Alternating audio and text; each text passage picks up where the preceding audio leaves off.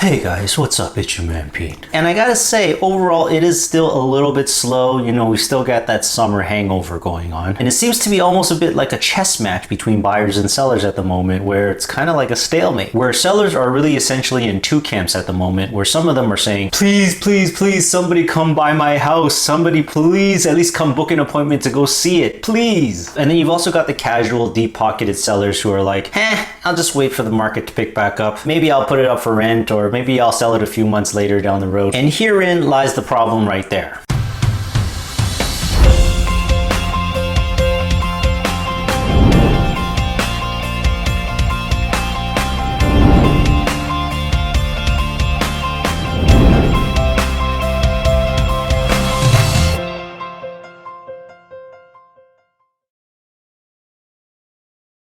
And I've been talking about this in my videos for months and months now, so I hope you guys have been paying attention, as there always seems to be an imbalance in the market between buyers and sellers. So earlier in the year, obviously we saw super tight inventory, accelerated price gains, and of course, record low interest rates. And then for the better part of 2022, it's pretty much been a dumpster fire the past 6 months in terms of sales activity and price gains. Where we saw a huge glut of homes coming into market because of seasonality, of course, during the spring and the summer months, where not a lot of people were actually putting in offers and purchasing properties. And to be frank, June and July were probably the best months to be buying and negotiating with sellers. And of course, interest rates were still a little bit lower at that time. And the great thing about buying homes during that time is you get to pick and choose and buy a better home that you couldn't have gotten otherwise. Because when the market is tight and inventory is tight, prices go up really, really quickly. The competition becomes fierce, and you end up just sort of settling for a property that, you're just okay with. But then now, because of all this uncertainty around inflation and interest rates and a possible recession, we're starting to see another type of inventory problem as well. And this could potentially be a huge disaster because we would have high interest rates, high inflation, low inventory of homes, and that would drive up prices along with higher monthly carrying costs for a property, meaning higher interest rates and higher mortgages. And so this basically just becomes a housing recession where nobody wants to do anything. Buyers don't want to buy and sellers don't want to sell. And the market just pretty much ends up looking like this. It's not a good look. And while I always continue to have confidence with the Toronto and GTA housing market, people love buying homes here. I mean, they need and they crave buying homes in Toronto. And of course, we will still have people who need to buy and sell because of lifestyle changes,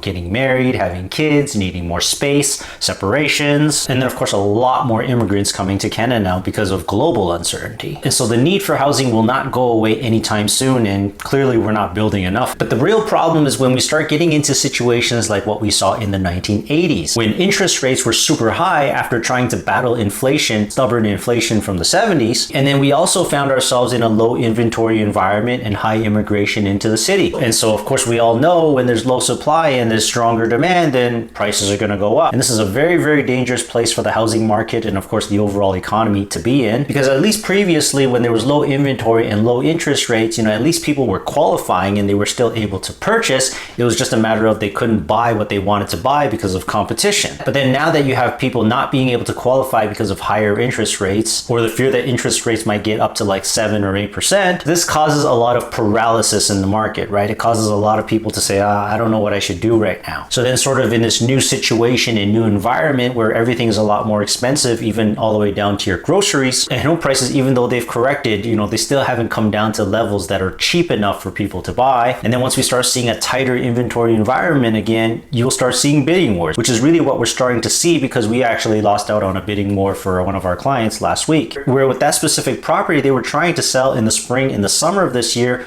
totally unsuccessful. But when fall came around, they got 6 offers and they were able to get a very decent price because of low inventory. And I love the old saying because it really rings true here, where history doesn't necessarily repeat itself, but it certainly can rhyme. And it's really starting to feel like the 1970s and the 1980s, right before the true bubble burst because of a global recession. But I really hope we don't start getting to that point again, because I hope that prices do start ticking up again, and then we start having more sellers coming out to the market, and then which in turn brings out more buyers to the market because they're afraid they're gonna pay more as prices go up. FOMO, as the young kids like to say. But when the market gets completely slaughtered like it has with interest rates and high inflation, and of course abnormally low demand, then sellers will not be so interested interested in selling their homes because they're not going to be able to achieve the market value that they hoped they could get. Even though I think most sellers these days are very reasonably minded and they understand what's going on in the market. I mean, it might be a little bit early to tell, but I think we're definitely starting to see some bidding wars happening in the housing market. Condos, not so much, but definitely for houses, we're starting to see bidding activity again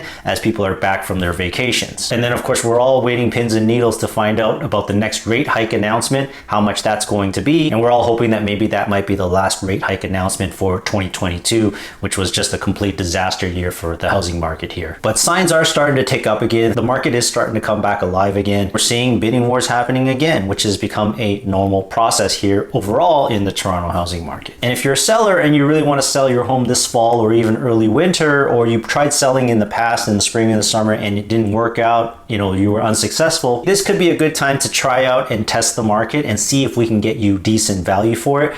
We're home selling experts here at Selling Toronto. We know how to help you achieve maximum market value because we have loads of experience navigating this market no matter what the market conditions are like. And more importantly, we offer you passionate personal and professional service from top to bottom, from beginning to end. And we can help you get it done successfully, on budget, and on time. So don't be shy, give us a shout. We'll be glad to help, assist, and guide you in your home buying or home selling journey. And if you haven't yet, please make sure you hit that subscribe button, give us a like, and we'll see you in the next one. Thanks for watching.